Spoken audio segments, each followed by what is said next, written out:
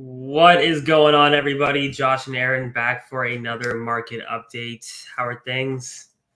Things are good. It's great to have everybody back. We actually have the pleasure of having somebody who many of you probably know and listen to on a weekly basis. Andrew Hines is coming to host our podcast today, or our market update today. So for anybody who doesn't know, Andrew is a business and economics educated real estate investor and entrepreneur, as well as a host of the Andrew Hines Real Estate Investing Podcast. Andrew is an advocate for the BRRRR model of investing, owns his own construction company, and has built dozens of new construction units and houses.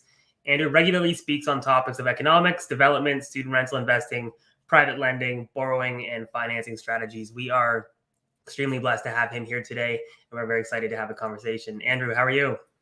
I'm doing good. Thanks for having me on. Yeah, no, Thanks for coming. Yeah, pleasure to have you on. How are things? They're good. Yeah, I'm hanging out in Florida right now, enjoying warm weather and he's 12-week-old baby today. So I got a 12-week-old, and that's making things interesting. Yeah, man. I mean, congratulations. First off, I know we chatted a little bit before, but always excited to add another part to the life journey and bring on another one there. So yeah, it's crazy, man. Being a parent is hard work. Being an investor is easy compared to this. Just when you think real estate investing is difficult. Yeah. No, not at all. So, we had a little bit of talk previously, but you said, before we get into it, we usually just have a little chat. So you're doing a bunch of stuff right now. You got some stuff going on in the States, stuff in Ontario, anything interesting you want to talk about? So yeah, the Florida stuff. I mean, part of the reason I wanted to get down here is to check up on the building lots that I purchased over the last year and just check progress. So we're moving forward. We've got one that's probably going to break ground in about 3-4 weeks, and then another one that'll be maybe 8 weeks from now. And just pulled the trigger on one more. So I'll be signing up some paperwork on that, and hopefully that'll be about 2 months off, 2.5 months off. Really trying to put the gas pedal down and just acquire a bunch more. I'm really hoping to actually scale this up to like 20 builds at a time, because the numbers make sense down here. Yeah. And, at home, it's not that you can't find great deals, and I'm sure we're going to talk about that today, but down here, it's just a lot easier to find a deal right now, especially coming from the paradigm, being, Ontarian, looking at that market, seeing how the numbers work versus the rents, and then, coming down here and just seeing the possibilities. So when you got to strike while the iron's hot, right? Yeah. We were just out in California with Alfonso and some of his students there. And one of the things we did chat about was, investing in the US versus Canada. And, other than price comparison and, from the States and versus Canada, but also just the amount of deals. And, you come into Canada, especially on the multi-unit side, you flip open the MLS and you take a look for apartment deals, and you maybe find one, and it's probably quite overpriced versus, Thomas even showed this, like he pulled up his and he's like, look, apartment buildings, like just, there's a lot more opportunities down there. And, you can be a bit more competitive from what I've heard on the MLS as well too, versus investing in Ontario as well. Yeah. So, multiple different reasons as to why you'd go down there. Yeah, it's all relative. And I saw this when I was in London, is that people look at, like, people who lived in London, 7 years ago, when you told them properties were selling in the Blackfriars area in the 400s, they would have like almost had an aneurysm and fallen down. Mm-hmm. And now that's like a steal. And things, it's all perspective. So at that time, back then, when you could still buy stuff in the 200s, I was buying them around, high 100s, low 200s, and selling them, when they were all done, up to 500, 530, even up to 600.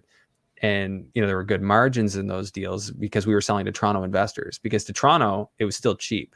Yeah. So I look at these other markets and I see people down here, they think their real estate's expensive. I'm like, you haven't seen expensive yet. You're going to, but you haven't seen it yet. And so they're just behind. So I think understanding that there's a bit of an arbitrage opportunity when you come from an expensive market, your perspective is just different, and you see the opportunity that people in local markets, elsewhere don't see. So something to keep in mind when you're looking at new markets is that the people that are local to there might tell you that you're crazy for paying what you're going to pay or doing what you're going to do, or say, hey, just wait, the bubble's going to burst. I hear that. I went to a real estate meetup down here just this past week, and they're not really saying that so much anymore, but I remember last year coming down there, like, we were down here in 2008. We know what it's like when the crash happens. And not to say that it couldn't. And if it does, I'll cost average my way out of it. But, the big thing is getting fundamental real estate that works. And I see an opportunity for that. So long story for a short question, but yeah, there you go. No, I think a lot of investors are starting to make sense of that as well. A lot of people have either liquidated a large portion of their portfolio in Ontario and have moved to other markets that are just numbers make more sense. Out east, out west, down south. There's a huge exodus down south. I mean, I see it maybe because I'm down here. I hear all the people chime in and tell me, "Oh, Andrew, we're doing this." Andrew, like, who are you talking to? I'm referring out so many people every day because they want to come down here. Yeah, it's pretty wild. We're excited to see where it goes, and possibly where our business goes. We're gonna see. I think people are starting to flood to markets where like rent control isn't as strong too, right? Like I heard a stat, and it might have just been one stat, but I heard like Florida rent is up like 60% or some crazy number like that in the Florida area. It might have been just might have misread, but I heard. I could believe it. Yeah, I could believe it because everyone's coming here. Like apparently 2 years ago in the summer, like traffic used to die down and get a little quiet down here. And, is when people could really like relax. And now that doesn't really happen anymore.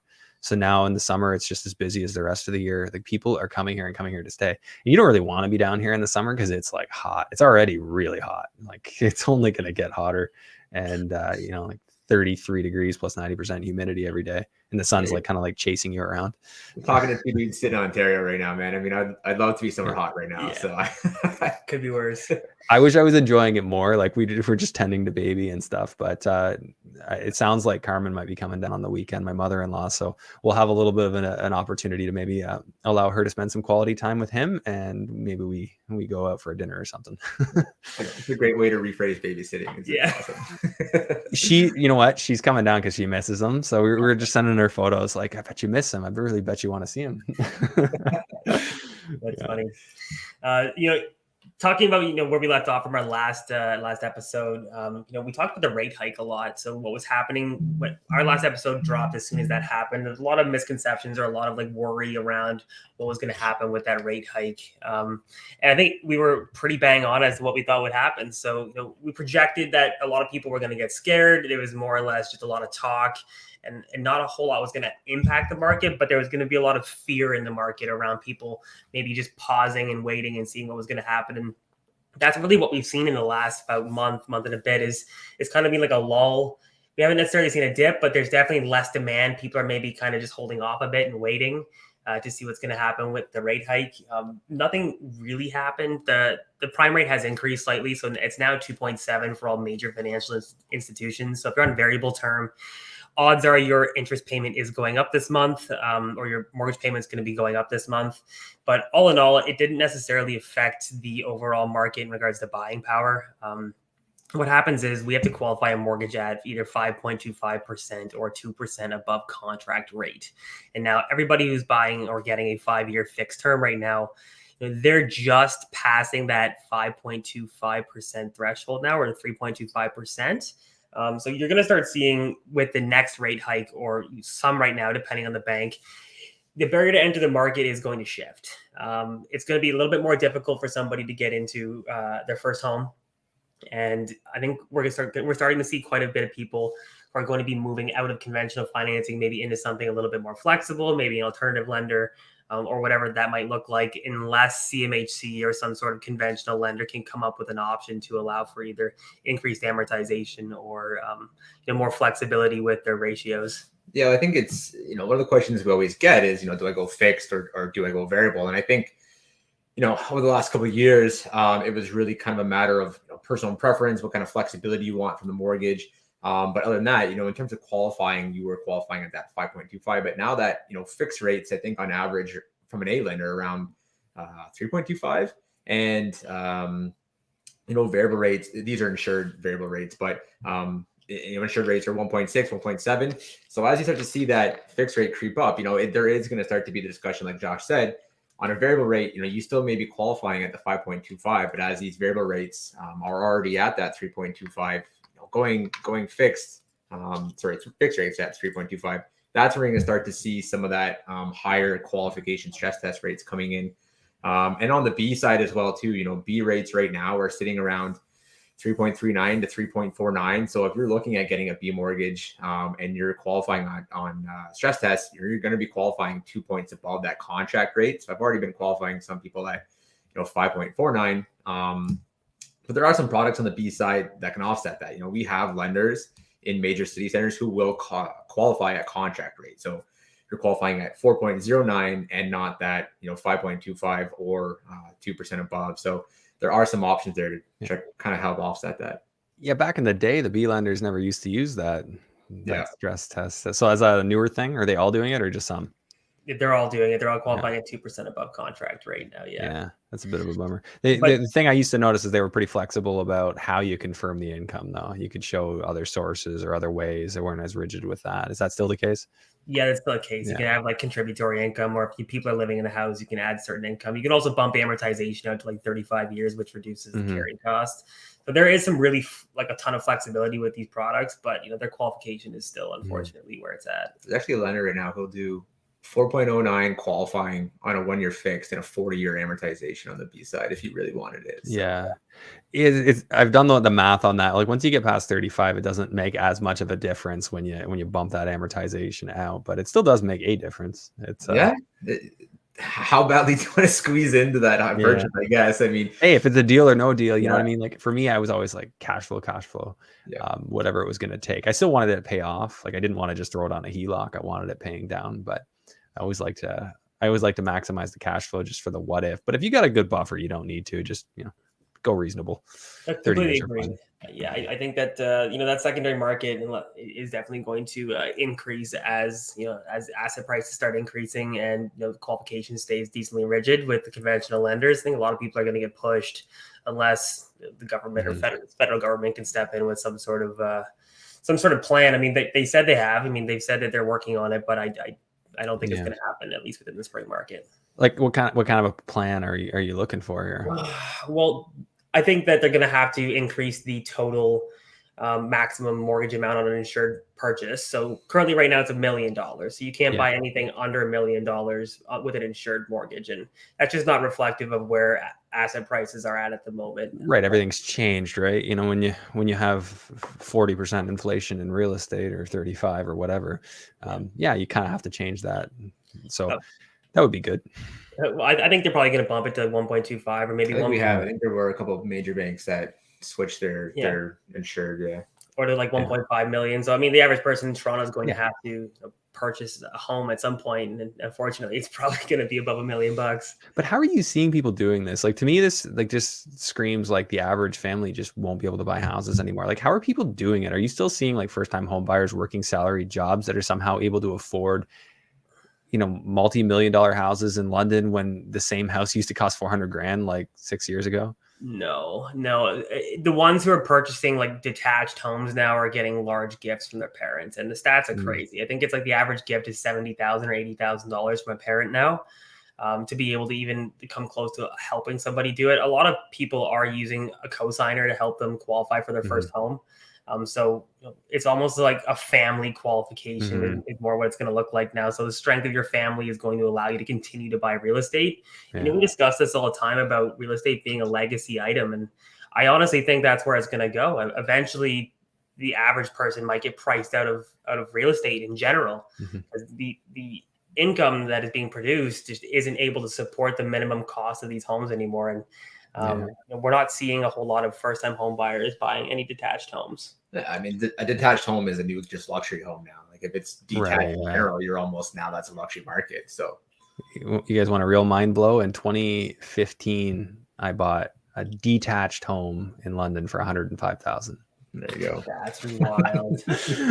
How is that even possible? That's insane. Even then, that was cheap, but crazy. It needed work. But I mean, $105,000 with a detached garage.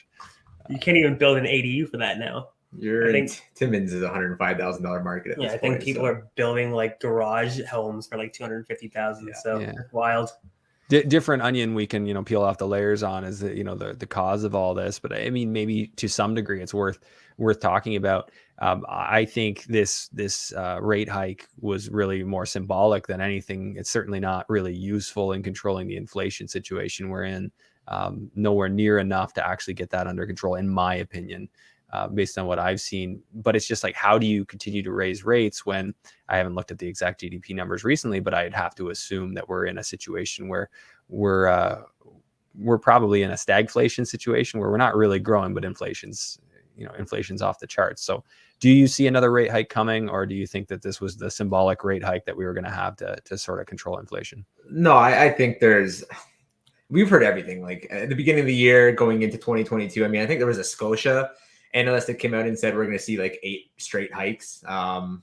So I think there's definitely 1 or 2 more to come at some point. I don't know if we're going to see the 8 or the 6 that some people talked about, but I wouldn't be surprised if we saw a second one at some point, whether it was end of this year or somewhere around next year. But I think there's going to be another one. Just touching on that, I also think there has to be, but I think that our economy isn't as strong as people think it is. No. If you take a little scratch off the top layer, you realize that a lot of small businesses are struggling. Paying back those government grants and loans, that's going to happen within the next, I think, 12 months.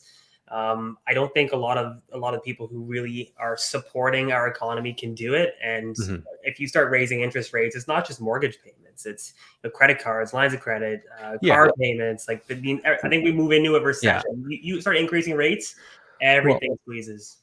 There's a concept like taught in economics, like when I started taking the course, like where you understand what real GDP is versus nominal GDP. And so nominal is the actual dollar value, like how much did we increase? And I just pulled this up while we were talking. So 6.7% year over year increase in our GDP in Canada for January 2022. So that seems good, right? That's like good economic growth historically. And then they're admitting to a 5.7 inflation rate. Like what are we at right now? Somewhere in that ballpark? Yeah, something like that. Yeah. So basically we're almost even if you believe their inflation number, which I mean, there's plenty of reason not to. Look at real estate, look at food, look at gas. But those things aren't included necessarily, right? So that's the problem. So if you really factor in like what's real inflation, if you really factored in all the things we have to buy, we're in a recession right now based on real growth figures, right? So that's what I'm saying when I say like, how can they really continue to increase rates if they want the economy to grow? That's the tough part, right? Can anyone really answer that? Because obviously the way we calculate the consumer price index is a little flawed. So not to go too deep on this tangent, but yeah. I think you also need to take a look at the power structure of our country. We have liberal government, and if you're liberal, it's fine. But like we have a liberal government who is in a situation that is being very tough to manage a country with, and then you have inflation that's burning red hot on the other hand, and if the government is shown as raising interest rates, and people would say that it's the government's decision to do it. So if the government was seen as that, then they would decimate our entire market and it would throw us into a huge recession. But if you let the silent killer, which is inflation, which isn't anybody's fault, being blamed on COVID and Ukraine and Russia, then you have to let that go long enough. The average person is just going to complain about their asset price or the things rising, right? So I think it's almost like a little bit of a waiting game with the government too, at the saving face. So it's going to be interesting to see what happens. Yeah. It's hard to go on precedents though, right? Because like this situation is so unique. Like it's really hard to know. And plus like government policy has been a lot less predictable, as you sort of indicated there nowadays than traditionally, right? Like traditional economic policy was a little easier to predict. So yeah, you're right. We'll see. But I mean, I think that this is all the more reason that, make sure you pad your cash flow numbers when you buy properties, find creative ways to create income so that you're not riding on the lines. So if we do get a 4 or 5% rate increase, that you're ready for it if it happens. 4-5%. That's terrifying. Correct me if I'm wrong too, but Canada's GDP is pretty heavily dependent on immigration as well too, right? They're pulling in 400,000 people a year, and we can only build 200,000 new houses. So if you also want to know why housing's going up, that's a big part of it. That's it, right? I mean, we're like we've been built on this system of reliance of immigration. There's nothing wrong with obviously immigration coming in, but when you have a system that is just so heavily tied upon that, and everyone's screaming that it's broken, it's just how do you go about and fixing that, right? I think if we want to talk abstractly, how can we fix things? combine like a massive deregulation of industries, try and bring manufacturing and production here, go back away from this heavy red tape on all these industries and bring workers back here, drop the minimum wage down, because you can't make a $12 an hour worker worth 15 by making minimum wage 15. You just put the $12 an hour worker out of work. That's all that happens. So drop the minimum wage down, give people who maybe live with their parents still and don't need to make much a chance to learn on the job. And if we do that, I think we can actually reverse even some of this inflation. We really could. I mean, that's theoretical, but if we could really open up the market and open it up for business, I know like the sign in Ontario says open for business, doesn't it? Which is kind of more of like a satire at this point. Show your passports and yeah. I thought the new tagline could be the science is different here, but I don't know. We won't go there. Well, I think one thing too that I want to touch base and but like along the lines of construction and like infill, you know, like we're in a situation where we need new units, and you know, it's great that people are going out there and they're, you know, buying pre-existing apartment buildings and they're turning them over. But I think one thing that, you know, CMHC and the government are definitely opening their eye to is, you know, they're maybe not indirectly opening up red tape for development, but with the CMHC, the new product and the MLI Select and some of the options that they're offering there, it definitely looks like they've kind of geared that towards or recognize that there's, you know, an opportunity out there to be able to, you know, build new units, not necessarily just relying on developers to be building condos and condo townhomes, but, you know, when you have a product that you can get 95% loan to value in a 50-year AM and it allows you to go out there and build affordable units, you know, it looks kind of like they're pushing that without officially pushing that agenda. Right. Yeah, there definitely will be programs, right? There's, as Mark Loeffler says, there's always an open lane you can look for, right? Like, are you looking at the cars if you're trying to shift lanes, or are you looking for the opening? And I think that that's true in any market, any situation. Look for the opening, look for the opportunity, because there's always one, and many probably. Yeah. 100%. You know, in regards to what's going on geopolitically at the moment, but then before like our last conversation, that war hadn't started in Ukraine. So, I mean, there is some geopolitical issues going on right now. And obviously, you know, that is affecting the Fed somewhat in their decision to raise rates at the moment. So we've raised rates. I don't believe the Fed has raised their rate yet. Usually we work in tandem with the Fed. So it's going to be interesting to see if the Fed has some sort of doesn't want to move forward with raising their rate at the moment. Didn't they just announce one? I thought they did. Did they do it today? I saw one. Maybe I have like the news alert came up on my phone yesterday, but I didn't read it. I just saw the alert. And I oh, gotcha. Well, it might have happened today, but I've been waiting for the last, like, I guess, month, because usually we do it very, very close together, and we were much ahead of them previously. So it's just gonna be interesting to see what kind of rhetoric is coming out of the Fed and how that's going to affect Canada, because whether we like it or not, our monetary policy is directly reliant on how the Fed goes about raising their interest rates. Yeah, like there's a lot of businesses that rely on cross border, so they never want the exchange rate to go too out of whack. And if our country just keeps increasing our interest rate, then our currency value is going to go up against the U.S. dollar. So they're going to obviously probably keep that roughly in line. Or Canada won't go further until the Fed takes action, obviously. Yeah, well, we might have to print a few more $1 trillion. So we'll see. Man, like that again, like common sense in so many regards is just off the table. So it's hard to predict, right? And I don't think we should ever try and predict what other people's actions will be. You know, we should just prepare. I completely agree. In regards to softening market, we find there, a lot of our clients have had a little bit more opportunity, whether off market or on market at the moment. We are seeing that there are the people who took action in the last 3 or 4 weeks have been able to secure homes or secure investment properties that they might have necessarily not been able to about a month or two ago. Yeah. There's just people are kind of holding back and waiting to see what's happening. That doesn't mean that's an opportunity, right? It's a huge opportunity. And we said that last time, is if you take action right now, you probably have an opportunity in a market that's kind of staying stagnant for the next little while to see what's going to happen. I had a client just talking before this. He just picked up a property for, he was the only offer. He was the only offer on there. And they had a clause in there where if there wasn't competitive offers, they had the ability to price adjust. So he got it 50,000 under asking, and he was the only offer that went in. And I don't, that's the first 50,000 under asking. Okay. Well, they were able to negotiate after. Yeah. I guess the realtor had some clause in there where if there wasn't a huge competitiveness of the offers coming in, that they'd have the ability to price negotiate a little bit. So, they were able to drop it, but yeah, one offer and he got it. I don't know the last time I heard that. So yeah. Well, I mean, if you think back to like the first lockdown, when that happened, 2 years ago. So we're at 2 years for the two weeks to flatten the curve. But at that time, there was so much uncertainty that basically people paused for like a month, right? And so values kind of stagnated, some went down.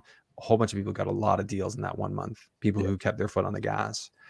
So in a time of uncertainty, like the conflict breaks out in Ukraine, then you got the gas prices up, you got the rate increase. I think it was just a lot of things culminating, and there's definitely an opportunity there. Now, how much of an opportunity, time will tell. Just and how much the recovery is out of this, or things could go down, like that could happen, but that hasn't been the theme, and it's hard to imagine that with our continued immigration. I completely agree. And I think that, the average investor, when I first started mortgages, I mean, interest rates were, high threes, low fours anyways. And people were living their life like it was, nothing was wrong. It was great. Everything was good.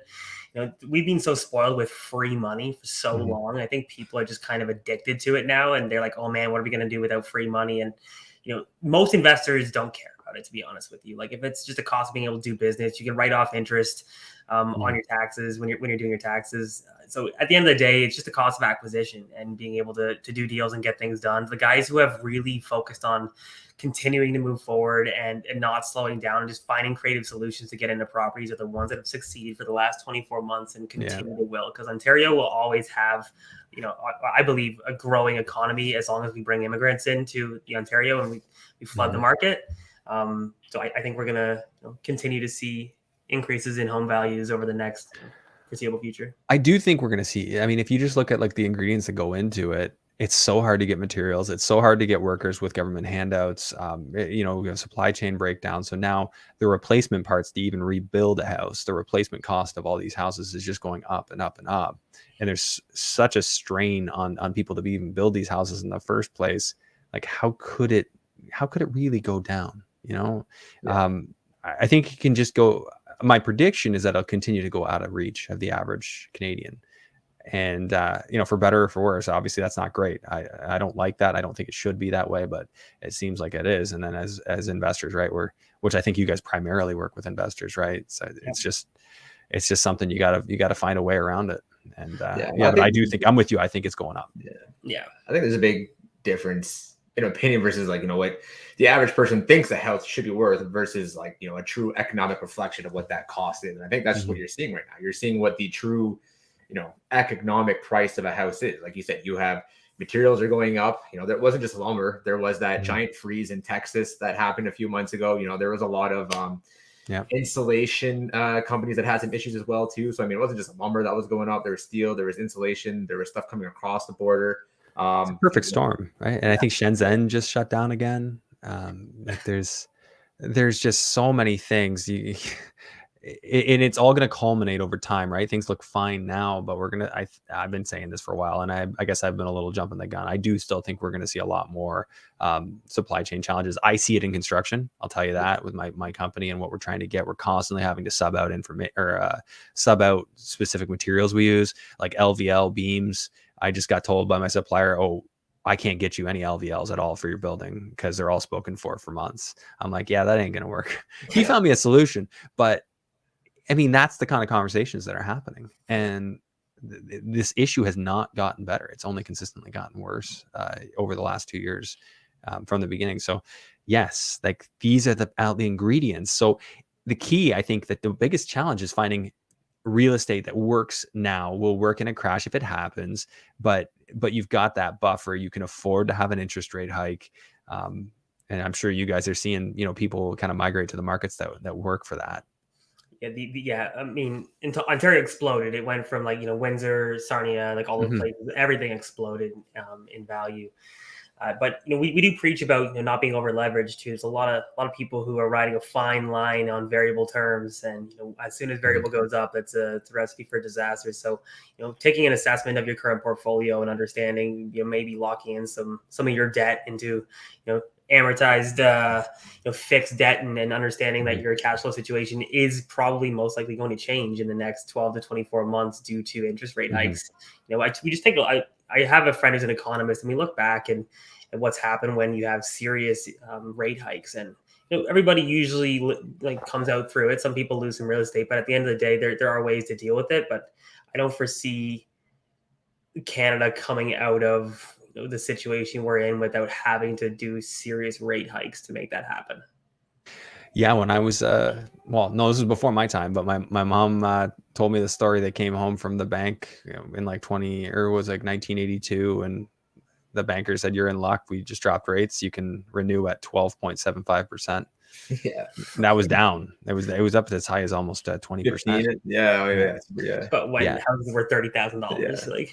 Yeah, I mean, the damage is far more severe this time around because the prices are so high that it would be very crippling. So I do think that there's a day, like you saying, there is probably a day where that's coming, and that's unfortunate. But how do you fix it otherwise, right? You make a great point, and I don't know how they could do it, because it pretty much breaks our government too, because all the debt our government carries, and taxes are already not covering that. So how are they going to pay the increased interest payments?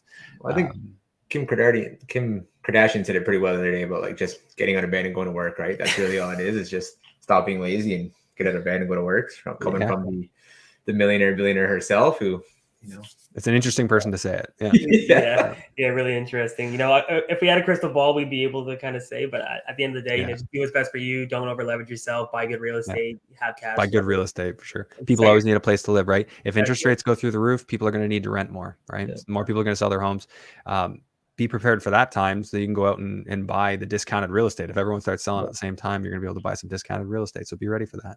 For sure. Completely agree. Well, Andrew, it's been an absolute pleasure having you on and then hosting our market update.